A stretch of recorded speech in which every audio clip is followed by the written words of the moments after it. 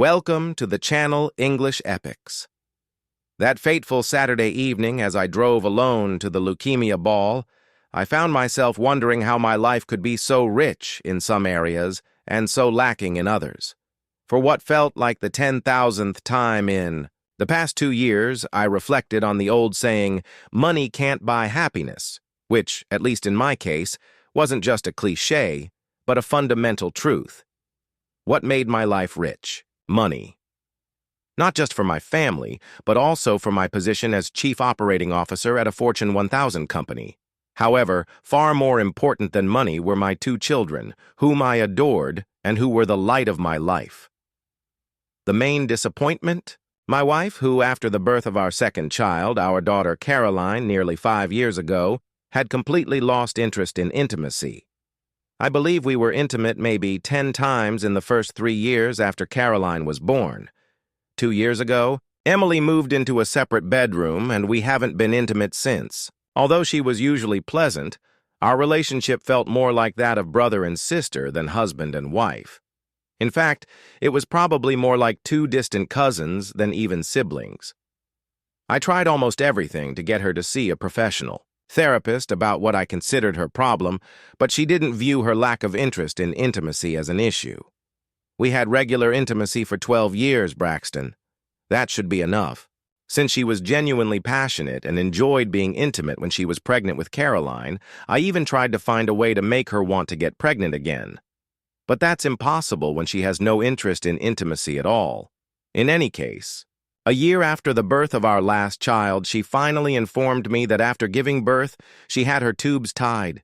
She didn't even discuss it with me at the time. I tried to talk to Emily's younger sister, Madeline, and their mother, Colette Madeline, who had gone through a divorce without any major disputes, if that's even possible, and without children, said that's your problem, and I would never interfere in such personal matters. Her dismissive attitude annoyed me a bit. I thought we had always had a good relationship. In fact, I might have married her if I had met her before I met Emily, and in the past I had done a lot to help her and her deadbeat husband, however. She was right that this was a deeply personal issue, so I gave her some leeway. Colette was furious that I even brought it up. My God, Braxton, she gave you 2 children. What more do you want? Now I understand why Emily's father always had such a stern expression on his face. He wasn't getting anything either. Colette was just as cold as Emily. I also tried to involve our priest, since Emily claimed to be religious. Father Jack had been divorced twice, which I eventually concluded made him incapable of offering useful advice. He spoke with Emily. I have no idea what he actually said to her, but all it did was make her angry for being dragged into my, not her problem. His only advice to me was to get a divorce. In other words, I was essentially being told to give up the greatest joy in my life, my daily interactions with my children. I considered the possibility that Emily was having an affair, in fact. I was suspicious enough to spend $25,000 on private investigators. They gave me their conclusion. She is the most boring subject we have ever observed. The head of the private firm told me after conducting surveillance on her for 3 months. While there are no guarantees when it comes to human behavior, this case is the closest we've ever come to offering one. I would say there is a 99% chance that she isn't having an affair. Not even an emotional one, let alone a physical one. Honestly, on some level, I would have preferred her to be having an affair rather than being the most boring subject on the planet. At least then I would have had an explanation. I returned to my thoughts about when I married Emily almost 17 years ago. She didn't have the kind of physical beauty that would have made me fall in love with her at first sight, although she was attractive and well-built. However, she was smart and impressive, and after getting to know her better, I found her incredibly desirable in a way I couldn't fully understand. She seemed very appealing to me, and she was madly in love with me, always gentle and caring. Besides, I was looking for a long-term commitment. I wanted children and a stable home, I thought. Physical beauty fades over time, but love, attachment, and individuality do not. This shows how little I knew. Now she looked just as good as she did 17 years ago. But any signs of love and affection had vanished faster than her appearance.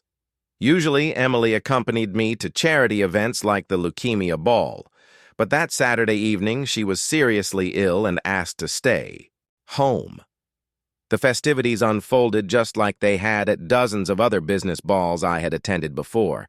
Speeches were given, and then the orchestra began to play. I was about to leave when a woman, likely not drunk, but certainly not sober, bumped into me.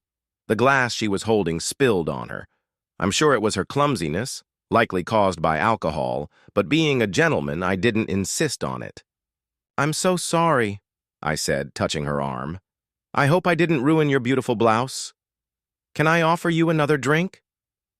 It was impossible not to notice that she had a pretty face and at first glance seemed to be in good shape. She just smiled and ran her hand, the one without the glass, over the wet spot on her blouse, just above her left breast.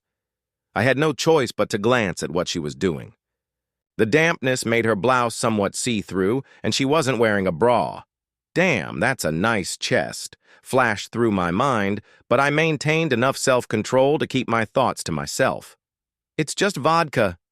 "It'll dry," she said with a smile. But considering what the moisture has done to my blouse, she had clearly realized from a glance that her left breast was now on display. "If you're as much of a gentleman as you seem, could you dance with me to my table so I can throw something over it?" With that, she set her glass down on the nearest table and extended her arms in a waltz position. A slow song was playing. Of course, I mumbled in response, embracing her, though I wasn't entirely sure of myself. I hadn't had close contact with an attractive woman in 2 years, and unfortunately, the first part of what happened next was entirely predictable. I almost immediately became aroused as soon as our bodies touched. What happened after that, however, was unexpected. That's the nicest compliment I've ever been given. She smiled, snuggling against each other, no doubt feeling me on her hip. "What? What?" I stammered, hoping she hadn't said what I thought she did. "The fact that your body responded so quickly to mine is a huge compliment, especially from a handsome man like you," she replied, looking into my eyes with a mischievous grin. Sorry, you're a beautiful woman, but there's a more complicated explanation for this," I mumbled, trying to look away from her but finding it impossible. "As soon as we sit down at my table and I put on my jacket, I insist you explain, Tome, why I shouldn't make such forward compliments," she said with a playful tone with those words. She rested her head on my shoulder, pulled me closer, and whispered, "Follow me." It felt like my body was becoming more and more tense. It didn't help that in her heels she was the perfect height for a comfortable dance. Nor did the light scent of her perfume or the way her hip kept brushing against me through her clothes.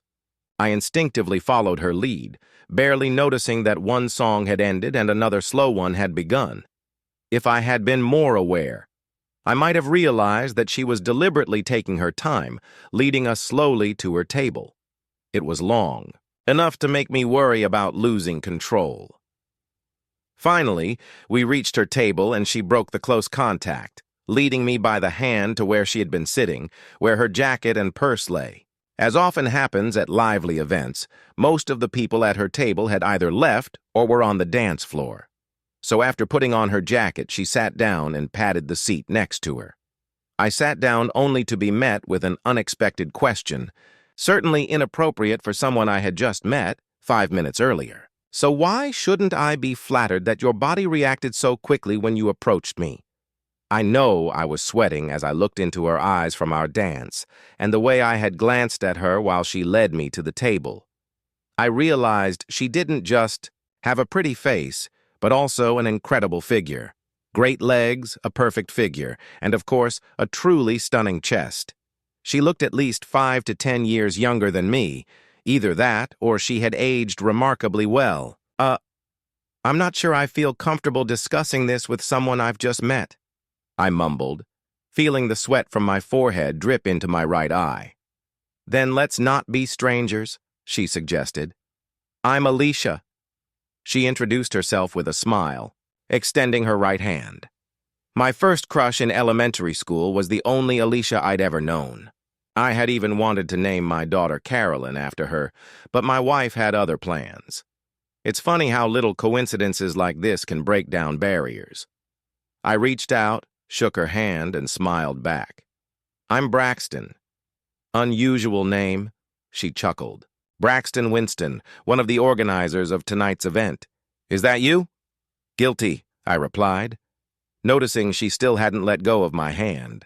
"Well, it's nice to meet you, Braxton, and thanks for the lovely party and the free drinks," she giggled, still holding on to my hand.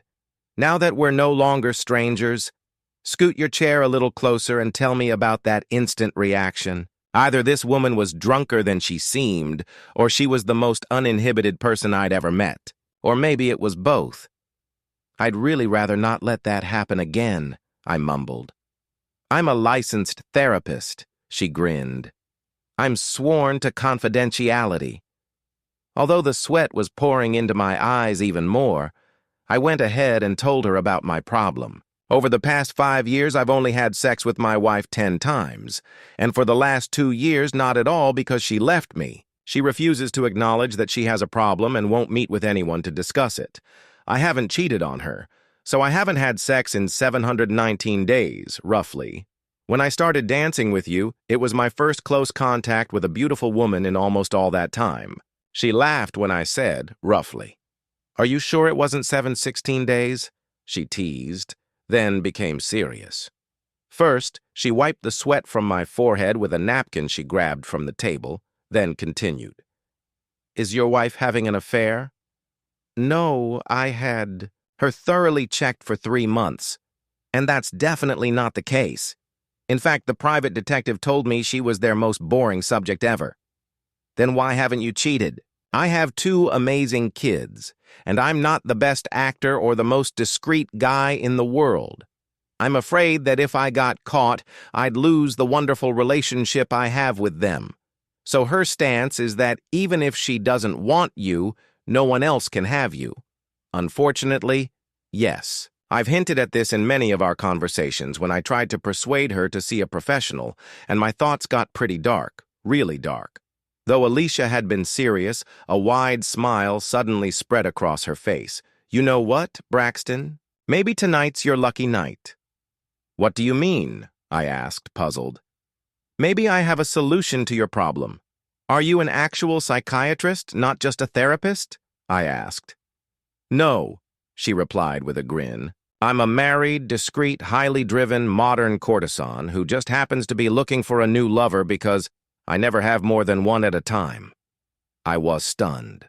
I started glancing around. "Are you here with your husband?" "Goodness, no. He's out of town on business. Are you struggling financially?" I asked. "Not really. I don't have as much disposable income as I'd like, but my husband is incredibly wealthy.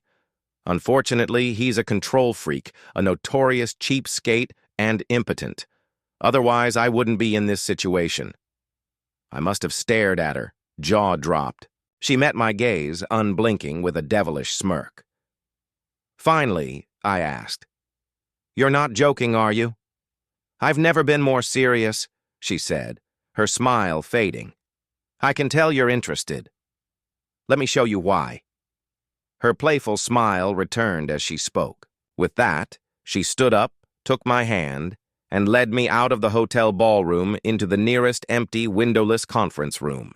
She turned on the light, positioned me with my back to the door, slipped off her jacket, quickly unbuttoned her blouse, and slid out of her skirt. Since she wasn't wearing any underwear, she was now completely naked except for her 4-inch high heels, and without a doubt, the most stunning woman I'd ever seen in my life. She did a slow spin, first to the left, then to the right, allowing me to take in every detail of her figure. My eyes widened in shock, and I could feel the heat rising in my face as she stepped closer. Locking her gaze with mine, she leaned in and did something unexpected, causing an overwhelming sensation to rush through me in an instant. When it was over, she adjusted my clothes with care, then wiped a small spot from her skin, briefly touching it to her lips. The intensity of the moment left me breathless, and I couldn't believe what had just happened. Then she loosened my tie, wiped off the remaining fluid from her body with it, and tucked the tie into the side pocket of my jacket. "A souvenir?" she smirked. "Judging by your reaction, I can't tell you're hooked. When we get back to the table, I'll give you the number of my disposable phone. Call me on Monday at 10 a.m. and I'll set up a meeting. I'll explain how this will work," she said, fastening the last button on her blouse. She took my hand, turned, off the light, and led me like a zombie back to the table. She wrote her mobile number and Alicia on a piece of paper, slipping it into the inside pocket of my jacket. Just as another slow song began, she guided me back onto the dance floor. I was powerless to do anything but follow her lead. After another slow dance, she glanced at her watch, smiled, and said, "My husband's limo will pick me up in 5 minutes. Don't forget to call me exactly at 10 a.m. on Monday. I'll be waiting for you naked." With a quick kiss on my lips, she grabbed her jacket and purse from the table, gave her hips a provocative sway in my direction a couple of times, and walked away. That night, I handled things on my own. Not quite as enjoyable as when Alicia was involved, but still satisfying as I imagined the incredible feeling of being close to her, hearing her soft moans and gasps. On Sunday, I couldn't focus on anything except Alicia's chest and her body. Emily was still sick, so I took the opportunity to do something entirely pointless that would distract me from thoughts of what lay between Alicia's legs. I took the kids to the zoo, then for ice cream, then to the park, and finally to their favorite restaurant for dinner. By the time we got home, they were completely wiped out. I had to carry my sleeping daughter Carolyn from the car to the house, while her brother Bradley was practically falling asleep on his feet. I peeked into Emily's room to let her know we were home, had a good time, and to check how she was feeling. "I'll be better by tomorrow morning," she told me. Then I went to my room and once again let my imagination run wild, picturing being close to Alicia, enjoying every moment of her presence. Naturally, I called exactly at 10 a.m. on Monday. She answered on the first ring. "Hello, Braxton. I like a man who's punctual. Oh, did I call right at 10? I laughed. "If you hadn't after Saturday night, I would have assumed you were either dead or gay, but I'm pretty sure you're not gay," she laughed back. We arranged to meet at 1 p.m. in a secluded restaurant about 10 kilometers from my office. When I arrived, Alicia already had a table. She was dressed conservatively for a courtesan. She knew she had an excessive amount of sexual allure, and apparently she enjoyed flaunting it. She quickly kissed me on the lips as she stood to greet me, and then once we sat down, she said, "I hope you don't mind, but I've ordered the house, special for you today. You'll love it." I'm not a picky eater, but I would have happily eaten anything she suggested, even if it tasted like dog food, just to please her all morning. I couldn't think about anything other than being with her. Alicia was friendly but also very professional when she handed me a disposable phone. "This is how it'll work. Braxton will only communicate through these disposable phones. I've already pre-programmed my number into yours. It's speed dial 4. I've also set up your phone so that when I call a different number shows up on your screen. It costs $400. $0 for that little trick with the cell provider. When I call, it'll show Chinese restaurant on your display."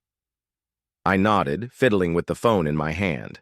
For any voice messages, use the app on the phone and under no circumstances. Should we ever use our real names? Also, all details regarding times and locations will be coded. "In this document," she said, handing me a 2-page printout, "are all the codes. I recommend memorizing them and then destroying the document. Any codes that are hard to remember you can save in your phone." "Should I password protect it?" I asked.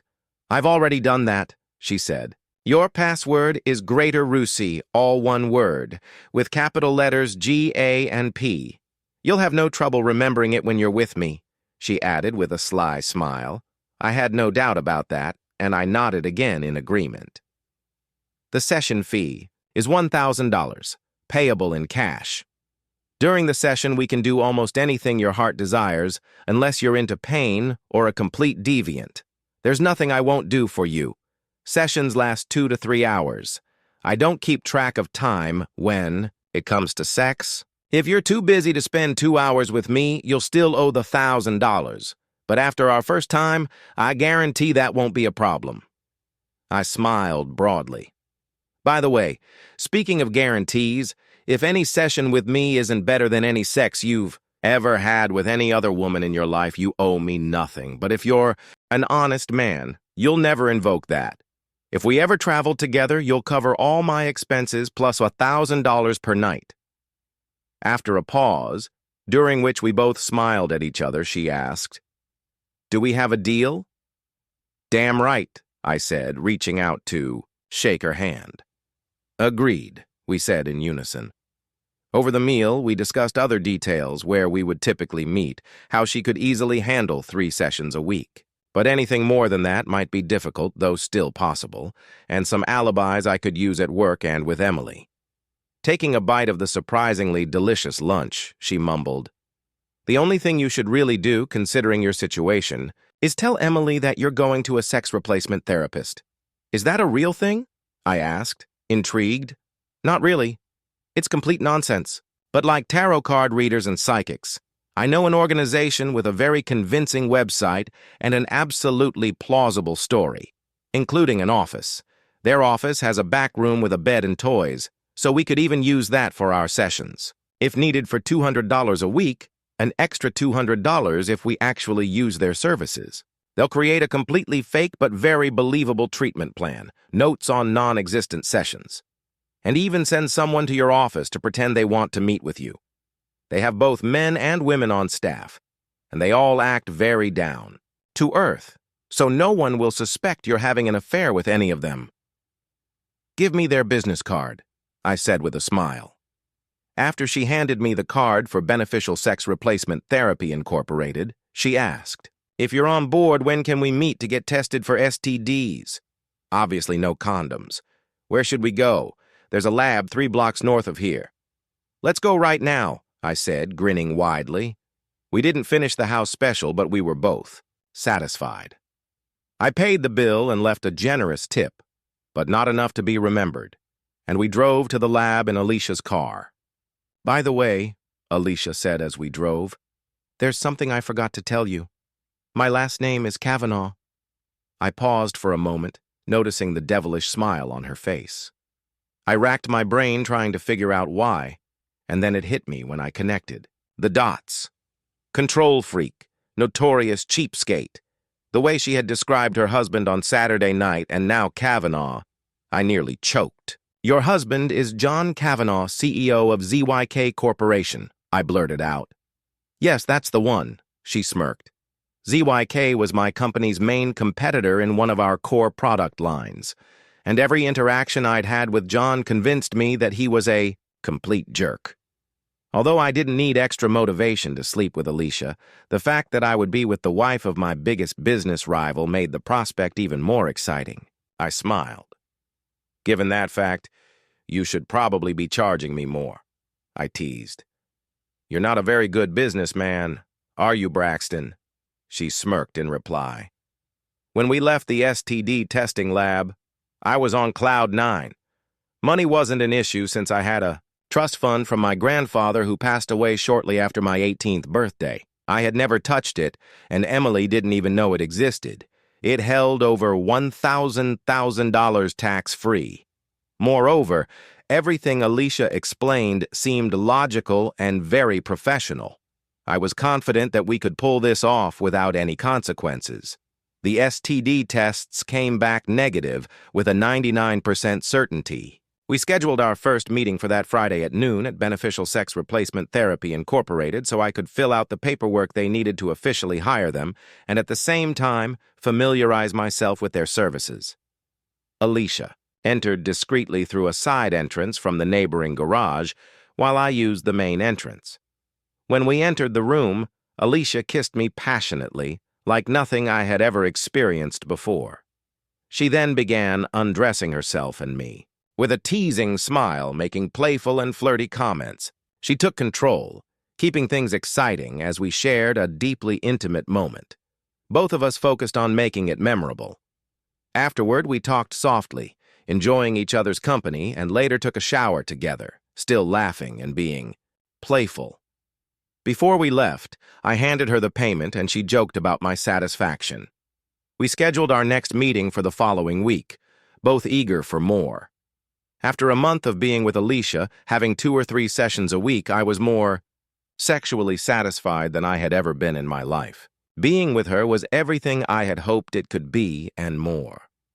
Alicia truly was a force of nature, and every time we were together, she made me feel like the most important person in the world. Emily noticed the change in me one evening, about 5 weeks after I had met Alicia. As we put the kids to bed and were watching a DVD, Emily sat down next to me. "You've seemed really energized lately, Braxton," she said in a friendly, non-confrontational tone. "There's a good reason for that," I replied. "What, are you having an affair?" she asked, sounding more playful than accusatory. "No, if that were the case, I'd probably be in an even better mood," I said, looking her straight in the eye. "I've got some good news and some bad news about that. Want to hear it?" "Of course." "Hang on a second," I said, getting up from the couch. I went to the study and came back with a brochure from Beneficial Sex Replacement Therapy Incorporated. I handed it to her. "I've been undergoing therapy with this organization for the past month, maybe a bit longer," I said, pointing to the brochure. "While their therapy isn't as good as actual sex, it surprisingly does a great job at relieving stress. I think if I keep this up, I can make it until the kids go off to college without filing for divorce or having an affair." Up to this point, she had been carefully reading the brochure. Then she looked up at me, unsure whether I was being serious or just teasing.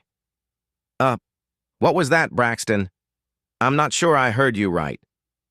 "You heard me correctly, Emily.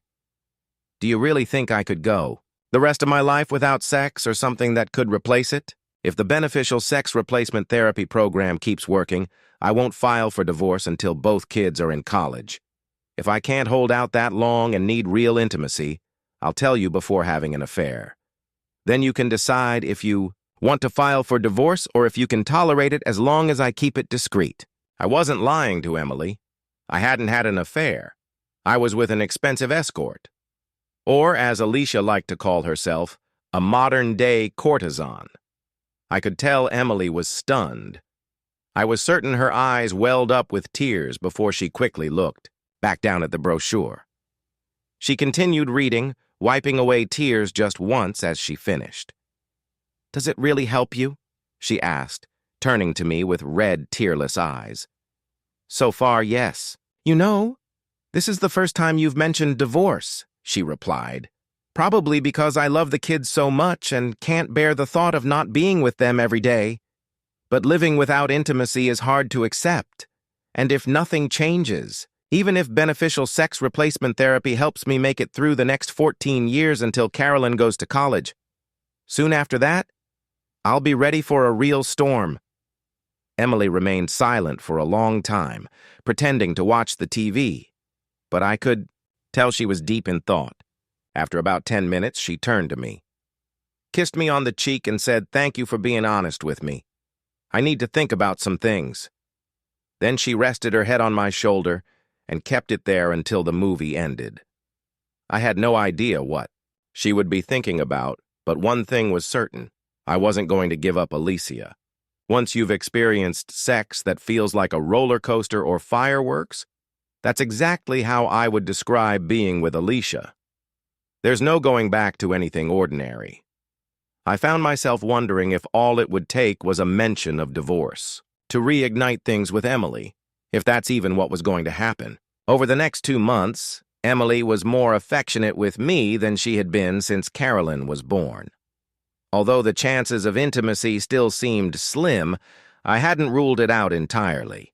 Whatever happened, I was still going to keep seeing Alicia twice a week. Speaking of Alicia, things between us were going better than ever. Not only was the sex amazing, but she was also fun to be around and interact with. We even met up for lunch a few times without any intimacy involved. And once, when the power went out at my house, we went to see a daytime movie together. The best moment, though, was when we were both at a charity ball with our spouses, and I secretly ogled Alicia as she danced with her clueless husband, John, while she playfully licked her lips at me. I even approached John, pretending I didn't think he was the biggest jerk in the world, and asked him to introduce me to his charming wife. As I shook Alicia's hand, I complimented her on her dress and shoes, both of which I had paid for and which she had modeled provocatively for me just 2 days earlier before we were intimate. I was honestly surprised at how satisfying it was to chat with John while his wife stood next to him in the outfit I had bought, both of us knowing what had happened, while he remained completely oblivious. It was about 4 days after the ball, when Emily completely shocked me. The kids were already in bed, and I was getting ready to watch a baseball game on TV. When she approached me, gently took my hands and said, "Honey, can we talk? I've finally come to terms with what we discussed a couple of months ago when you told me you'd divorce me once Carolyn goes to college." "Of course, Emily. I'd be happy to talk with you. Where would you like to talk?" "How about the study?" she suggested. "Sure," I agreed. She took my hand and led me to the study.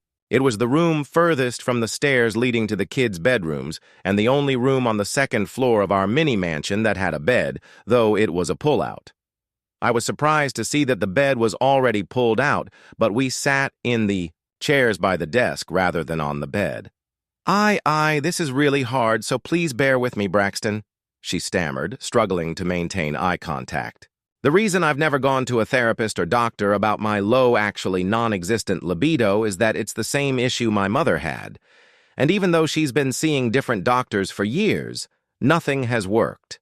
My father learned to live with it and says he's happy, and I mistakenly thought that maybe you could be content one day too.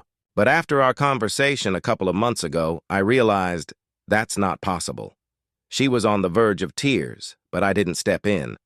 I sat there, keeping my expression as neutral as possible, though I hoped a hint of empathy showed on my face. Emily hesitantly continued, I think I have a solution. Let me ask you this. If I could find someone to be a surrogate wife for you, someone who could make you happy in a physical way, do you think you could avoid an affair and stay with me, especially when I'll need you the most after the kids leave?" This was the last thing I expected. I'm not sure I heard you correctly," I mumbled. "Could you repeat that?" She repeated herself, this time with no hesitation, and holding my gaze the entire time. "Wow," I exclaimed. "Maybe. I don't know. Honestly, I've never thought about that. You really think you could find someone who'd agree to this? Someone we'd both be comfortable with?" "I've already found someone who would agree, and I can add, with a lot of enthusiasm, and someone I'm comfortable with. I think you'll be comfortable with her, too." "I don't know, Emily. This is a lot to process. Why don't you see who it is and give it a try, and then we can discuss it afterward?" she suggested. When I didn't respond, she added, "Please be open to the idea."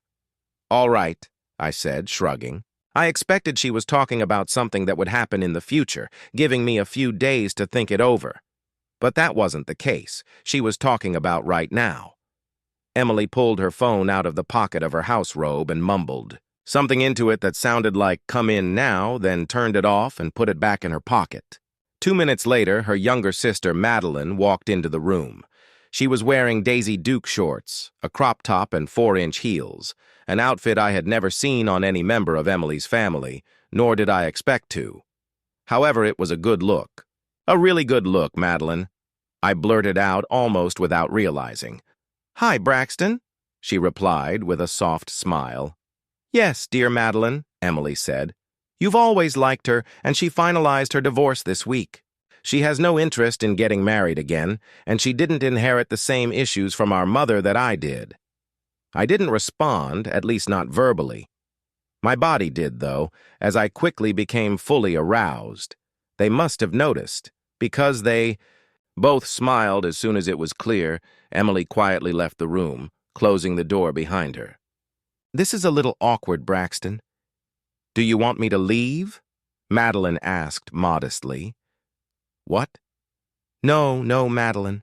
I don't want you to leave. I just want to make sure that you and Emily are both certain about this. I'm absolutely certain. It probably won't surprise you that I've always had a bit of a crush on you. And since I'm not interested in getting married again or sleeping around, I just need a consistent partner. I believe this arrangement is not only going to work, but is practically a match made in heaven. Let's give it a try to see if we're compatible. Then take it from there, she replied seductively, biting her thumb. She slowly removed her strap top and Daisy Duke shorts, revealing her toned, athletic figure. I quickly undressed and approached her, admiring how fit she looked. "You've been working out," I commented, noticing her flat stomach and strong thighs. "You too," she smiled, running her finger down my chest. In truth, I had been getting exercise, but mostly with Alicia. Still, I'd lost a few pounds and felt better than I had in years, so I believed Madeline wasn't just being polite. We kissed, and I teased her gently, making her smile and respond in kind. I laid her down on the bed, and we shared an intimate moment. That night, we slept close, our bodies touching, and shared more moments of affection. In the morning, reality returned as her alarm went off. We got dressed and headed to the kitchen before the kids woke up. Madeline threw on a robe over her, shorts and top to keep things casual, as her appearance might have surprised the kids. They were thrilled to see her, as they adored their Aunt Madeline, completely unaware of the time we had spent together. Considering Madeline's work and travel schedule and her desire to keep her own apartment, which I completely understood, we developed a plan. Typically, she would spend Saturday evening and one other night during the week with me. The three of us, Emily, Madeline, and I, attended cultural events and parties together whenever possible. And sometimes I'd go out with Madeline alone or with her and the kids if Emily couldn't join us. This arrangement worked perfectly with my twice-weekly sessions with Alicia. I made sure never to schedule time with Madeline on the same day I saw Alicia, as it would leave me too drained to give Madeline the attention she deserved. Madeline was the second-best partner I'd ever had after Alicia, but not by much dumb, wise sex life, which had been nearly perfect, turned into something beyond ideal. For 2 years now, I've been enthusiastically seeing both Madeline and Alicia, and life couldn't be better. I guess money, along with a few other things, really can buy happiness. Thank you for listening until the end. See you in the next episode of English Epics. Take care of yourself and your loved ones. Goodbye.